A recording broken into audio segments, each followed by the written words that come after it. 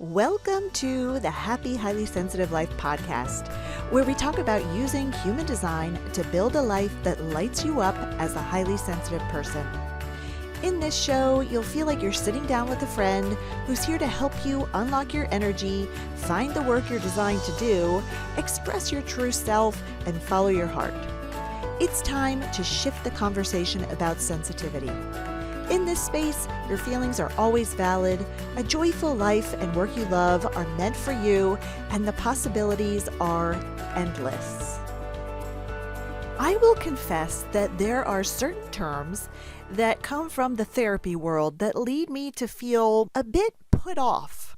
Words like boundaries, enmeshment, and codependent, to name a few.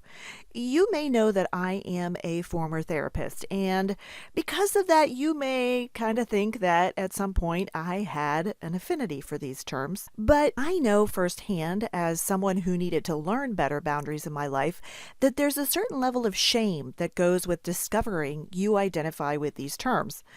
What ends up happening is that we end up labeling ourselves as having bad boundaries, and the word bad sticks with how we identify ourselves. The language we use to talk about ourselves is important.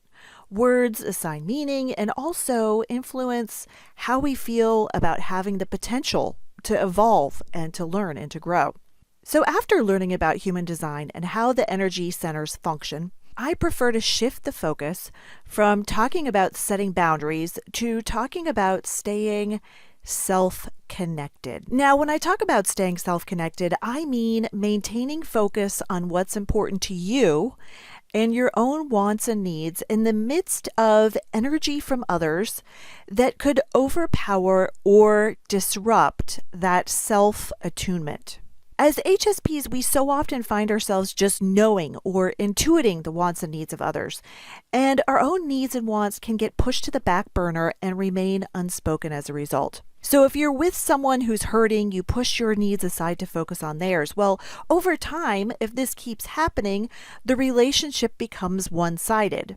Here's another way this shows up. Perhaps you have an issue with someone, but you're worried there will be emotional blowback if you stand up for yourself. So you avoid having the conversation. I know this dynamic firsthand. Or say you're afraid if you say no, you're letting someone down, even though you're really holding yourself to a very high standard of being conscientious. So learning to stay self-connected is ultimately about staying aware of your wants and needs, feeling assured about speaking up about what's important to you so that you protect your time, your physical energy, and your emotional energy. Now, I am the first to admit that at times in my life, when I've considered bringing up a hard conversation, I would analyze the situation from every angle possible, trying to imagine how the other person would respond and what I would say back. It was as if I were preparing to negotiate a hostage release. I was trying to think and feel my way into being ready to take a risk and speak up. Now, if you've been in this place, please don't give up on saying what you need because it feels overwhelming and hard.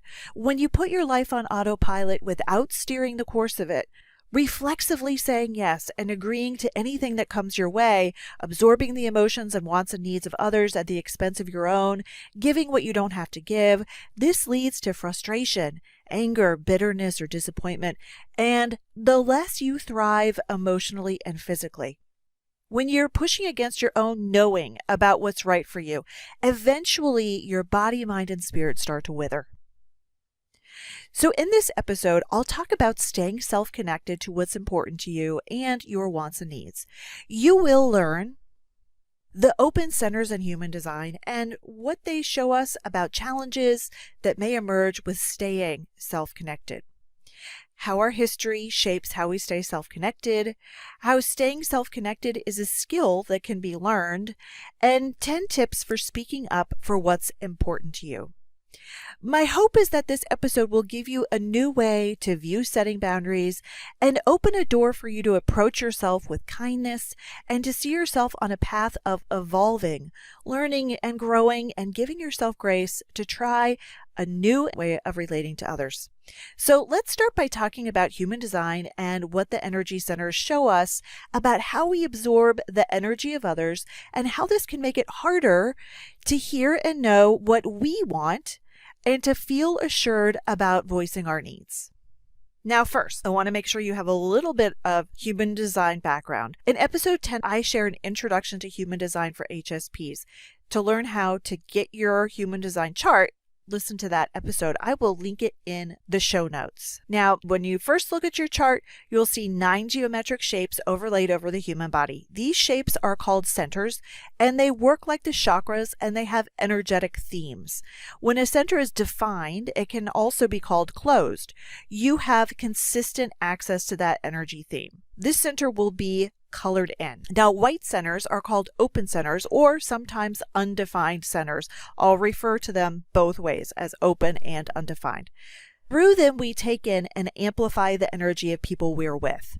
In these centers, we're deeply attuned to the energy of others. We may feel absorbed, consumed, or influenced by the energy of others or pressured by this energy. Now, I want to take a moment to go through the energy dynamics created by 6 of the 9 centers as they relate to staying self-connected. And the first center I want to talk about is the will center. The will center is the center of willpower. It's the small triangle located to the lower right of the diamond in the middle of the body graph. The majority of people have an open will center. If it's open, it's white. And you may find yourself agreeing to do something you don't want to do to prove your worth. You may find that you underestimate your value, your time, or your services. You may say yes to things in an effort to prove yourself. You may override your sense of knowing about what works for you and what you need, and to reflexively make overly generous offers without anyone asking you to. The next center to talk about is the identity center. The identity center is the center for love, identity, and purpose, and it's that diamond in the center of the body graph. It's concerned with your life purpose. It aligns you to who you are and a sense of yourself. It's the center of love and self-love. Now, I have an open identity center, and many intuitives and therapists have open identity centers, giving you the ability to intuit other people's values, perspective, mission, and purpose. You may just know what other people want and need. You may not know how you know it, you just know. With an open identity center, you feel very tuned into who you're with and the space you're in. You may feel influenced by the energy of other people and have a flexible identity and sense of yourself. You may try to blend in and start to share and mirror the identity of the people you're with and the environment you're in. You can so strongly feel the other person and their perspective that you may give their perspective the benefit of the doubt, perhaps at the expense of your own perspective. Your own needs and wants can get pushed to the back burner and remain unspoken. With this center open, you may question your lovability and feel like you need to prove your lovability. You know, it's funny. When I first learned about the open identity center, I didn't really relate to the idea that I needed to prove my lovability. I've since come to realize that this shows up for me through worrying about what other people think of me. Whenever I used to worry about what someone else thought of me, my mom used to encourage me to tune back into myself, saying, Maria, the most important relationship you'll ever have is the one you have with yourself. And she's definitely a wise woman, and this helped me more than once to refocus and stay connected to what was important to me and to ask myself, what do I want? Over time, I learned to do that more and more. I also had to deliberately look for my life and what I wanted my life to be and really get clear about what was important to me.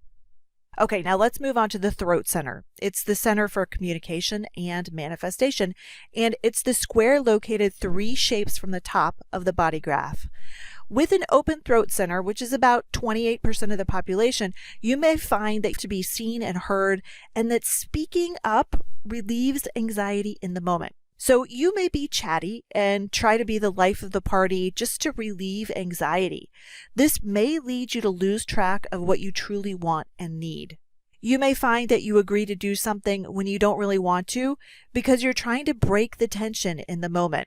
If you've ever been in a work meeting where there's a task that's up for grabs and there's dead silence and no one wants to take it on, and if you have an open throat and you end up volunteering when you don't want to, this may be why. Okay, so let's move on and talk about the root center. The root center houses the adrenaline associated with taking action. It's the square at the bottom center of the chart. And as I mentioned in episode 12, which was called Exhaustion, Hustle, and Burnout, What Human Design Can Teach HSPs About Fatigue, I will link it in the show notes. With an open root, if you're around someone with a defined root, you may feel pressured by their defined root energy. So a passing comment or observation from your partner with a defined root may feel like they're asking you to do something or a request when it really wasn't intended to be that way. It was just an observation. It may feel that others are waiting on you to complete tasks and that you're constantly trying to get free of the pressure to get things done by being super productive. You also may feel that the expectations coming from others are impossibly high. You may find that this pressure leads you to disconnect from your own wants and needs. Suddenly, you're taking on too much and saying yes to things that you have no desire to take on. Now, with present moment awareness, you can realize that the pressure is energetic and ask questions to clarify the expectations coming from other people and to triage what really needs to get done. All right, now let's talk about the solar plexus. It's the large triangle on the bottom right side of the body graph that's associated with emotions. Now, I talked a lot about the solar plexus in episode 11 about empath overload, what human design can show you about being an empath and how to cope. I will link that in the show notes for you. With an open emotional solar plexus, you are an emotional empath, taking in other people's emotional energy and amplifying it. Now, 50% of the world has an open emotional solar plexus, and you are here to become wise about feelings.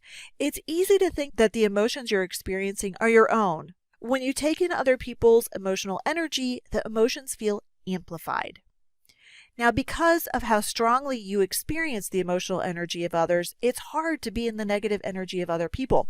You feel absorbed by the emotions of others and try to maintain a peaceful environment by avoiding conflict. If you have an issue with someone, you may sidestep having the hard conversation because you're afraid of emotional blowback that may come from standing up for yourself. Now, there's another dynamic that can happen here too. If you're with someone who's hurting, you may push your needs aside to focus on theirs. If this happens again and again, your relationship becomes one-sided. All right, let's talk about the spleen. The spleen is the triangle on the bottom left side of the body graph. It's an awareness center and it's connected to instinctual safety, health and well-being, and survival awareness. Through the open spleen, you empathically pick up on the instinctive and intuitive pulses and signals about survival and well-being in a lot of different ways based on who you're with. Your instincts are coming in through so many different ways, you may not know which intuitive signals to trust, follow, and act on. You empathically pick up on the fears other people are experiencing, and this can create anxiety for you. Now, the gift of this center is that you intuitively know what other people are experiencing. However, this energy can feel so absorbing that your sense of connection to yourself and what's going on with you can be overshadowed. It's hard to know what are your instincts and what are someone else's instincts. It's hard to know what are your intuitions that you need to follow and what's someone else's intuition. With an open spleen, you tend to want to be prepared for whatever may come your way to counteract your anxiety. You may tend to hold on to things like habits or relationships so that you'll be prepared. Holding on gives you that peace of mind and a sense of security. Releasing and letting go or saying goodbye to someone that's not a fit can feel hard. Now, when you know about your open centers and how you may become absorbed or influenced by the energy of others, you can become more aware of the energy dynamics that are driving your actions in the moment. But there's another dynamic at play that we have to talk about. Growing up, we adopt habits and patterns about speaking up for ourselves. In our childhood, we have limited power, voice, and influence. We learned when to lay low and how to stay out of trouble and keep harmony in an effort to get our needs met. These patterns and habits just led to our survival on a daily basis.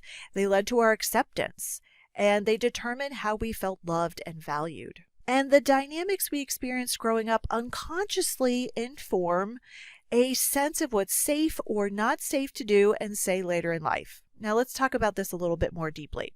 As HSPs, everywhere we go, We're reading the energy of people and places. We're constantly engaged in a nonverbal energy exchange. As we move through our day, we get energetic red lights or green lights that either stop us from moving forward or open the door for taking action.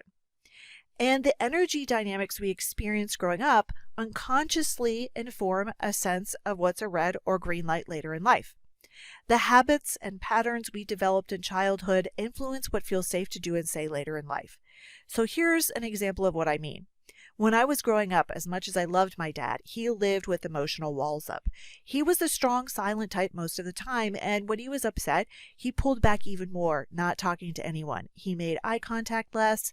He felt heavy to be around, and there was tension in the air and an invisible energetic wall up. Sometimes I would ask him a question and he wouldn't respond. It was as if I hadn't spoken. His moods created tension in the house, and I knew something was off, but I never knew exactly what it was. As a result, I would tread lightly and dismiss my feelings. I would shrink down and become invisible. I was hesitant, quiet, and withdrawn, and this made an energetic imprint on me. I adopted certain patterns of relating to him, and those patterns became my default blueprint for how I related to men and authority figures as I left home and as I got my first job and started dating more seriously. So you know that feeling of meeting someone for the first time and getting the sense that they feel familiar to you in some way? You can't quite put your finger on why, but there's an energetic similarity to someone you know or have known. There's a tone of voice that seems similar. Maybe it's a way they hold their body or make eye contact, or their energy behind their words, or the sound of their laugh, or an instinctive, intuitive sense that you need to tread lightly. For example, if you're like me and you were energetically imprinted by your father to remain quiet, to keep the peace and maintain his approval, with individuals who carry his similar energetic presentation or who have a sense of authority in your life, you will unconsciously carry and express yourself in the same way around them. The same norms that you had about expressing yourself and saying what you want and need with that person would be a default way of relating in this new situation. It feels just safe to fall into this old pattern or habit of relating. Well, these habits may not serve you as well later in life, but it is possible to become aware of these patterns and how they may be limiting connections and to change them. When I first started dating, I fell into patterns based on what I'd experienced with my dad. I was a magnet for men who were the strong, silent type, who preferred heavy intellectual debates, and who shied away from conversations about feelings. That's just what felt normal to me. Relating any other way felt too intimate, and I wanted to avoid being seen as too sensitive or labeled as high maintenance. I withdrew when I was upset, as I'd seen my dad do. And then later on, when I was taking relationship coach training, I read John Gottman's relationship research and learned that the habit of pulling back in silence is called stonewalling, and it's a top reason that marriages don't last. I knew that if I wanted to eventually have an emotionally close and supportive relationship, I had some new things to learn. I was able to create a new pattern of learning to talk about what was important to me and what I wanted and needed. In the beginning, there were lots of moments of feeling unsure, of being afraid to speak up and being afraid I would be dismissed. And then I would just hold on to my seat and force words out of my mouth, bracing for impact. And eventually it became easier to speak up, and I started creating a new pattern for how to talk about what I wanted and needed. So let's go deeper with talking about solutions and how to stay self-connected and to speak up for your wants and needs. I have 10 strategies that I want to share with you. And the first is learn to tune into and hear your inner truth. For that, I recommend learning about and starting to use your human design strategy and authority to make decisions. Human design tells us that we take in so much conditioning and feel influenced by others through messages about what we should and shouldn't do. And as a result, our body, rather than our mind, holds the truest source of wisdom. You can learn more about strategy and authority and how to tune into your body's wisdom by going back and listening to episode 10, An Introduction to Human Design for HSPs. I'll link it in the show notes. So as an example, 70% of the population, that's generators and manifesting generator energy types, they feel an immediate sacral yes or no response. That's an or in your gut. And that response shares your inner truth. If you're a manifester, projector, or reflector energy type, listen to episode 10 for details about your strategy for tuning into your inner truth and inner wisdom. Okay, so number 2, learn about your human design so you know what centers are open and maybe driving your responses. By becoming aware of the centers you can be influenced through, you immediately begin to change the dynamic. Now, this takes me to strategy number 3. Delay giving an answer so you have a chance to separate from the other person's energy field. Have you ever noticed that you feel more clarity about what you want and need when you're away from the person you need to give an answer to? This has happened to me so often. And then once you're back in the same room with that person, you start to soften your stance.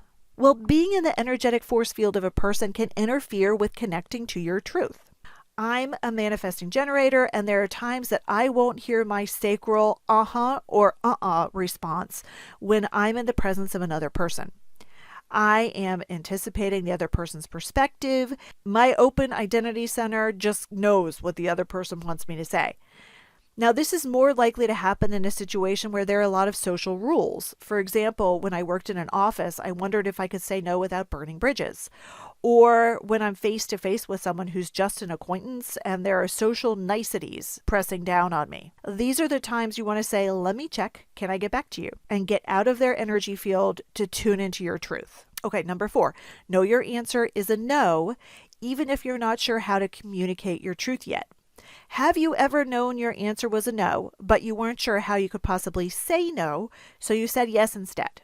When you've got your answer, but you're not sure how to deliver it, just let it sit. Let your intuition work on a solution for how to deliver your no. Open yourself up to the idea that there may be a way to honor what you feel and what you need. Then see what options emerge. The fact that you don't know how to say no isn't a sign that you should say yes. It's a sign it's time to learn some new ways of saying no. Okay, number 5, reframe saying no as a chance for authenticity. When you think about saying no, you may get flooded with all the reasons saying no will be awful and lead to a really hard conversation. I know there have been times in my life I didn't share my truth because I didn't want to feel a rush of strong emotion, or worse, start crying when I was really mad about something. This is the time to change how you're thinking and instead focus on how setting an authentic limit is a chance to be more fully known. Before the pandemic, we dropped out of our neighborhood monthly dinner group, and this was the perspective that helped me get through the fear of that uncomfortable moment where I would say, dinner club just doesn't work for us every month. Okay, number 6, write a script and research, learn and practice new ways to say no or speak your truth. Now, I want to tell you about a tool that can be really helpful for this. It's called nonviolent communication. It should be called peaceful communication. But what this does is it short circuits conflict by using deep listening and compassion.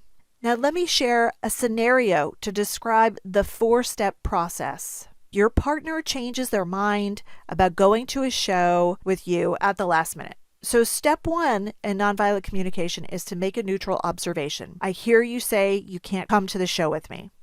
Okay, step 2 is to focus on feelings, not issues. I feel confused or frustrated. Step 3 is to convey your unmet need. I need consistency or consideration. Step 4, make a request to satisfy the need. In the future, would you let me know earlier if you've changed your mind?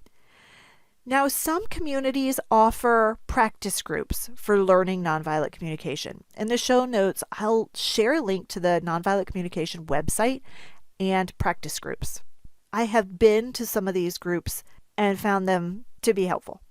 All right, so let's go on to the next one. Number 7, do nose belly breathing to support and center you when you're having a hard conversation.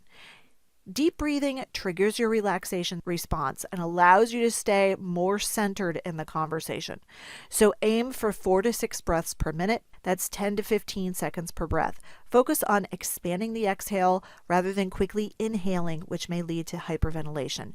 Use it before and during the hard talk to calm your nervous system and your racing thoughts and just to stay grounded in the conversation. Number 8, when you first start setting a limit, it may come out really weirdly, and that's okay. Your nervousness about doing something new may make it sound forced or unnatural. That's okay. I was laughing because I've had some weird conversations in my life. I've come away going, oh wow, that was really weird. But it was the first time I did it. You have to give yourself grace. You're still learning. With practice and time, it will become easier and you'll begin to feel calmer doing it. All right, number 9, after you set a new limit, people may get caught off guard that you're behaving differently. They may push back in an effort to try to get you to revert back to the boundaries they're familiar with you having. If you usually do all the housework and then start delegating tasks to members of your family, you'll probably get grumbles about it. After all, their life is easier when you do it all. Follow your strategy and authority. Be clear about your reasons so that you can stick to your guns when the grumbles come. This is just part of the change process. Be ready for the possibility and prepare to stay the course. All right, number 10, afterwards, release the stress that came with having a hard conversation. If your heart was pounding and you started sweating, that's a sign you had a stress reaction during the conversation. Afterwards, you may find yourself analyzing and processing what went on. Going over every detail of what you said and they said is normal. You need a way to move the stress out of your nervous system so you can get a decent night of sleep that night. Use the strategies in episode 3, how to cope with intense situations as a highly sensitive person, to help release the stress from your nervous system. I will link this episode in the show notes for you. Okay, there you have it. That's 10 strategies to help you move forward with staying self-connected and expressing your wants and needs. My hope is that this episode has given you a new perspective that will help you speak about what's important to you and talk about what you want and need so you can release and let go of what's not working in your life to build a life that allows you to thrive and that lights you up. If your energy is going to the wrong things, you don't have energy and space in your life for things that really light you up. Now, if your intuition is nudging you to learn about your human design with me, use the link in the show notes to grab a 50-page written guide to your human design. Receive a downloadable custom blueprint to guide you as you begin to incorporate the principles of human design in your life based on your unique human design chart. You can learn how you're designed to create sustainable energy, to work and to rest, to cultivate relationships, to build well-being and conduct self-care, plus how to tap into your inner knowing, attract opportunities, and fulfill your life purpose. I lovingly custom create every map myself. If you'd like to receive regular news from me, sign up for my email newsletter by following the link in the show notes. You can also connect with me on Pinterest at Happy Highly Sensitive Life. If you enjoyed this podcast episode, please share it with a friend, subscribe, leave a positive comment, and rate and review it. This helps other HSPs find the show. Bye now.